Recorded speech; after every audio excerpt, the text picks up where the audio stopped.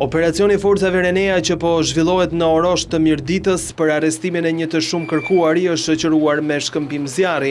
44 vjeçari Petrit Dushi, i dënuar me 20 vite burg në mungesë për veprën penale të vrasjes dhe falsifikimit të dokumenteve, pas kërkimeve të shumta është zbuluar se fshihej në një zonë të thellë të Mirditës. Forcat të shumta të Reneas janë nisur drejt fshatit duke rrethuar gjithë zonën. Për shkak se operacioni zhvillohet në një zonë malore dhe terren shumë të vështirë dhe personi paraqet rrezikshmëri është kërkuar edhe ndërhyrja nga ajri.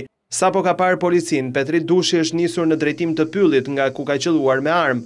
Efektivat speciale janë kundërpërgjigjur sulmit. Policia dyshon se 44 vjeçari ka mbetur i plagosur, ndërkohë janë kontaktuar të afërmit e Dushit në mënyrë që të negociojnë me të për të dorëzuar. Burimet e policisë bëjnë të ditur se i kërkuari për vrasje është njohës i mirë i terrenit dhe kjo i jep mundësi atij që t'i fshihet forcave speciale.